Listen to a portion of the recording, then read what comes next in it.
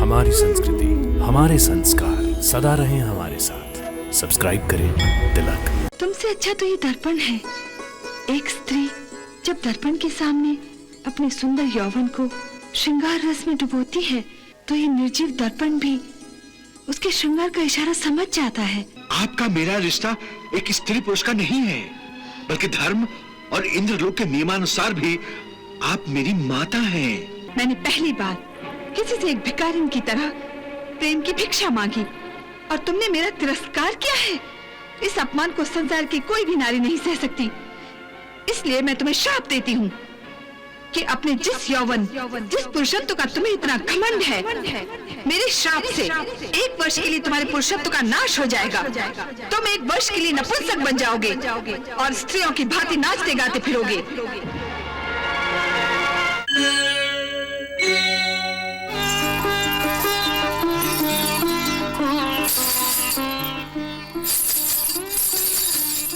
देवी, तुम?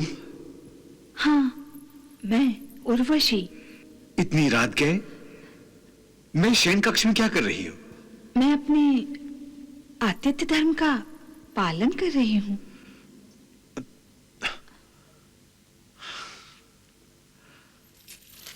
आतिथ्य धर्म? हाँ पार्थ, तुम इंद्रलोक के अतिथि हो और तुम्हारी सेवा करना हमारा परम कर्तव्य है। यही सोचकर मैं तुम्हारी सेवा में उपस्थित हुई हूँ। परंतु इतनी रात गए? ये सुंदर रात जिसकी बाहों में चंद्रमा अपना प्रेम अर्पण कर रहा है, ये सितारे, ये मदमस्त सुगंधित, क्या बुराई है इस रात में? एक मनमोहन अतिथि की सेवा के लिए इससे उचित समय और क्या हो सकता है? देवी, ये तुम्हें क्या हो गया है? तुम्हें मुझसे ऐसी बात नहीं करनी चाहिए। तो फिर कैसी बातें करनी चाहिए? तुम ही कहो ना। मेरी समझ में नहीं आता कि मैं तुम्हें क्या कहूं। समझ में नहीं आता? तुम इतने भोले तो नहीं हो सकते, किसी सुंदरी के यौवन और उसके आह्वान की भाषा नहीं समझ सकते? बताओ, क्या ये मेरे कटीले नैन कुछ नहीं कह रहे? मेरी चूड़ियों की खनक, पायल की छनक कुछ भी नहीं कह रही? इस सुंदर रात के सुंदर संकेतों को क्या तुम समझ नहीं पा रहे?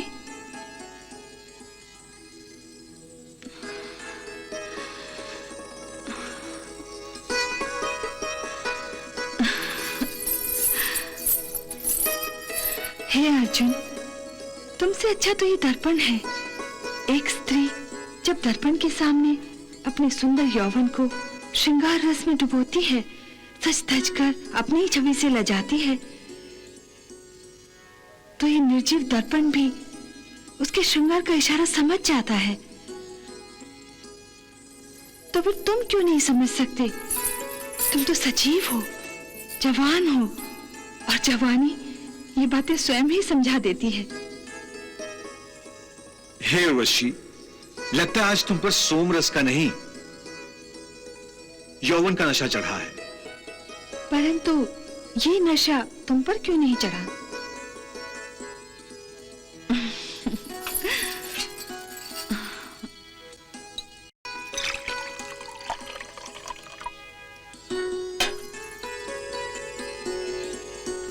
लो, इसे पी लो।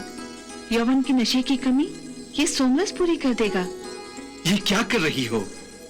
ये सदाचार नहीं, अनाचार है। इसमें अनाचार कैसा? मैं तो यहाँ अपने अतिथि की सेवा में अपने आप को समर्पित करने आई हूँ, और अतिथि का ये धर्म होता है कि उसकी सेवा में स्नेह और आदर भाव के साथ जो कुछ भी प्रस्तुत किया जाए वो उससे इनकार न करे, वरना यजमान का अपमान होता है। नहीं नहीं, ये धर्म नहीं है, ये तो अधर्म है, पाप है। हे अप्सरा, मेरे लिए हर वो स्त्री जो मेरे विवाह बंधन में नहीं बंधी आदरणीय है। देवी, और माता समान है। माता? एक सुंदर स्त्री और नौजवान पुरुष के बीच माता का संबंध? तुम्हारी बातें तो मुझे श्राप के समान लग रही हैं। हे इंद्रनंदन, तुम व्यर्थ ही मेरे प्रेम को पाप और पुण्य के तराजू में तौल रहे हो। पाप और पुण्य का धर्म कांटा इंद्रलोक में नहीं, पृथ्वीलोक में चलता है। और हम इंद्रलोक की अप्सराओं की कोई सीमा रेखा नहीं होती, कोई संबंध प्रतिबंध नहीं होता। तुम इस समय इंद्रलोक में हो तो यही की रीतियों को निभाओ। इसलिए संकोच न करो और मेरे प्रेम को स्वीकार करो। नहीं देवी, मैं ये कैसे भूल सकता हूं कि मैं पृथ्वीलोक का वासी हूं और इसीलिए मैं पृथ्वीलोक के नियमों के अनुसार ही अपने संबंधों की सीमा में रहूंगा। यही मेरा धर्म है। तो क्या पृथ्वीलोक का यही धर्म है कि पुरुष एक कामातुर स्त्री की प्रेम याचना को निर्दयता से ठुकरा दे? परंतु देवी, आपका मेरा रिश्ता एक स्त्री पुरुष का नहीं है, बल्कि धर्म और इंद्रलोक के नियमानुसार भी आप मेरी माता हैं। माता? हाँ, आप जानती हैं कि देवराज इंद्र मेरे पिता हैं।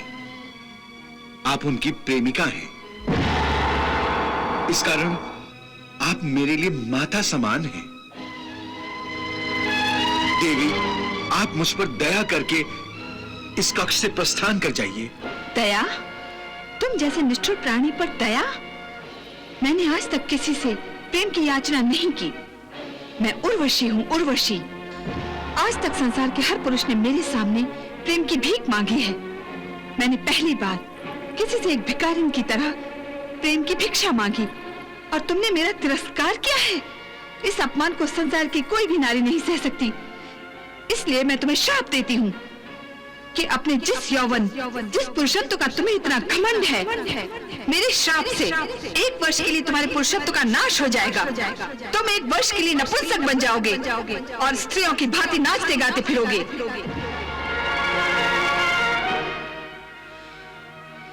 यही मेरा श्राप है, जिसे कोई नहीं टाल सकेगा, कोई नहीं। माता, मैं आपके श्राप को स्वीकार करता हूं।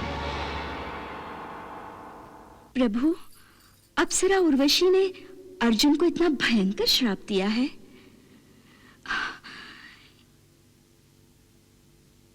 ये तो विचित्र घटना घटी है प्रभु।